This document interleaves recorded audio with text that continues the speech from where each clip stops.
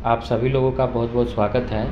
और जैसा कि आप लोग जानते हैं कि पेपर कटिंग के माध्यम से मैं शिक्षा संबंधी सारी न्यूज़ को डाला करता हूं, तो उसी क्रम में आज जो है आप लोग देख सकते हैं यहाँ पे सूबे में सहायक शिक्षा विकास पदाधिकारियों की होगी सीधी नियुक्ति। यानी आप देख सकते हैं इस पेपर कटिंग के माध्यम से कि अब जो होगी वो सहायक शिक्षा विकास पदाधिकारियों की होगी सीधी नियुक्ति। ठीक है, यानी बीईओ साहब जो होते थे अब उनका जो है बीईओ को ख़त्म करके आप यहाँ पे देख सकते हैं उनको बना दिया है ब्लॉक जो होते थे एजुकेशन ऑफिसर। उनका जो नाम था वो पहले की तरह हटा दिया गया है। अब जो सीधी नियुक्ति होगी उनका नाम होगा सहायक शिक्षा विकास पदाधिकारी। ठीक है, तो जैसा कि आप लोग देख सकते हैं यहाँ पे देख सकते हैं आप लोग राज्य में सहायक शिक्षा विकास पदाधिकारियों की सीधी नियुक्ति होगी। यानी ये जो नियुक्ति होगी ये प्रतियोगिता परीक्षा के आधार पर होगी बहाली। ठीक है, तो इसमें शैक्षणिक योग्यता जो है वो ग्रेजुएशन पास है। ठीक है, अगर आप ग्रेजुएशन पास हैं तो इस फॉर्म को अप्लाई कर सकते हैं। अब इसका नियमावली भी बनके तैयार हो चुका है। तो चलिए देखते हैं ये नियुक्तियाँ प्रतियोगिता परीक्षा के परीक्षा फल के आधार पर होगी। आप देख सकते हैं प्रतियोगिता परीक्षा बिहार लोक सेवा आयोग द्वारा ली जाएगी। और सबसे बड़ी बात है कि ये जो परीक्षा लेगी वो कौन लेंगे, तो ये होंगे बिहार लोक सेवा आयोग लेंगे, यानी बीपीएससी के द्वारा लिया जाएगा। सीधी भर्ती के लिए न्यूनतम शैक्षणिक योग्यता किसी मान्यता प्राप्त विश्वविद्यालय से स्नातक या समकक्ष होगी। ठीक है, ये स्नातक या समकक्ष होगी। जो लोग स्नातक हैं वो इस फॉर्म भर सकते हैं, इस फॉर्म को भर सकते हैं। न्यूनतम आयु 21 वर्ष और अधिकतम आयु सीमा वही होगी जैसा राज्य सरकार द्वारा आरक्षण कोटिवार समय समय पर तय होगी। न्यूनतम आयु की गणना संबंधित वर्ष की 1 अगस्त के आधार पर होगी।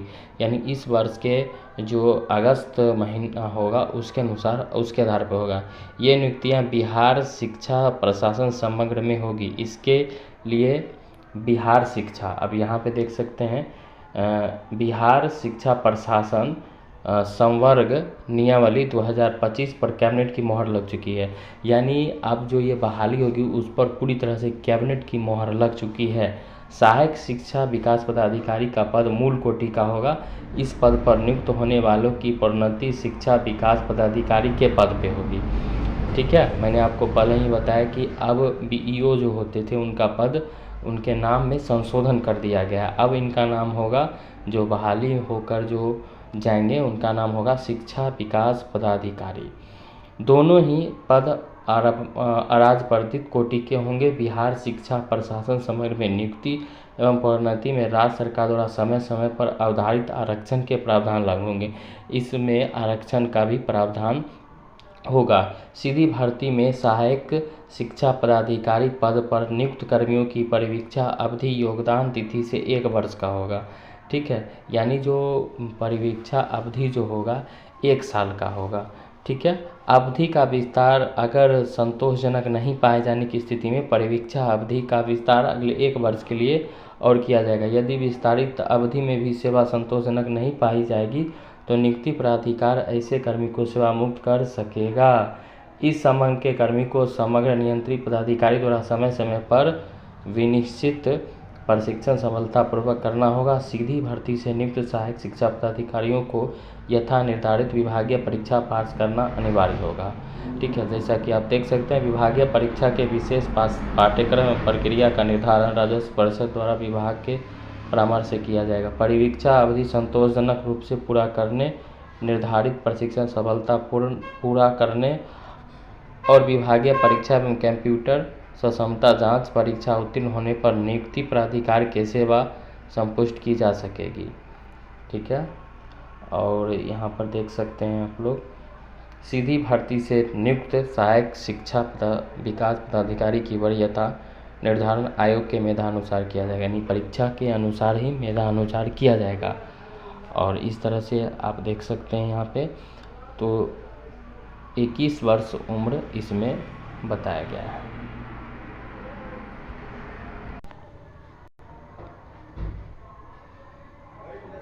अब यहाँ पे देख सकते हैं आप लोग कि सरकारी स्कूलों में खुलेगी अंग्रेजी भाषा प्रयोगशाला। अब यहाँ पे देख सकते हैं, अब आगे राज्य के सरकारी स्कूलों के बच्चों को गणित और विज्ञान के बाद अंग्रेजी प्रयोगशाला की सुविधा मिलेगी।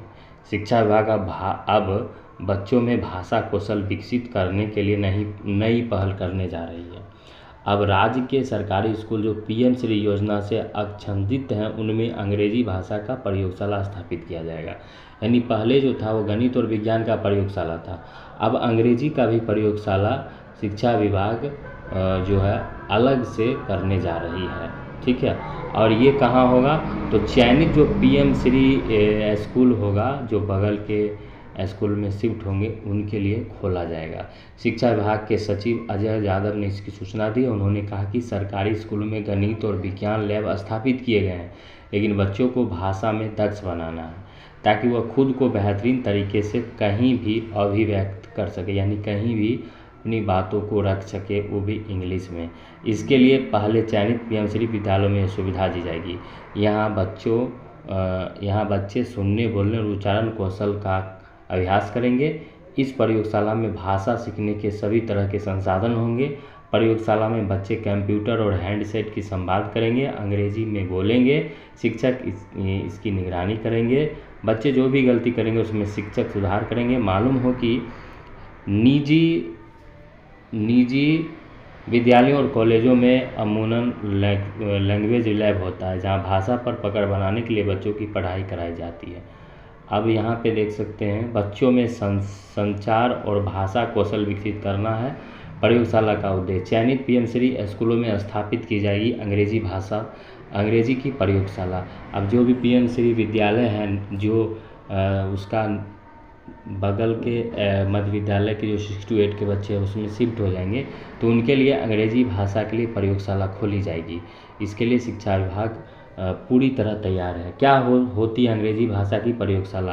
अंग्रेजी भाषा प्रयोगशाला एक विशेष प्रकार की कक्षा या स्थान है जहां छात्रों को अपनी अंग्रेजी भाषा कौशल को बेहतर बनाने के लिए विभिन्न प्रकार के इंटरैक्टिव और मल्टीमीडिया संसाधनों का उपयोग करने का अवसर मिलता है। यह मुख्य रूप से सुनने, बोलने और उच्चारण कौशल के अभ्यास पर केंद्रित होता है। इससे बच्चे की बोलने की शैली बेहतर होती है। तो जो लोग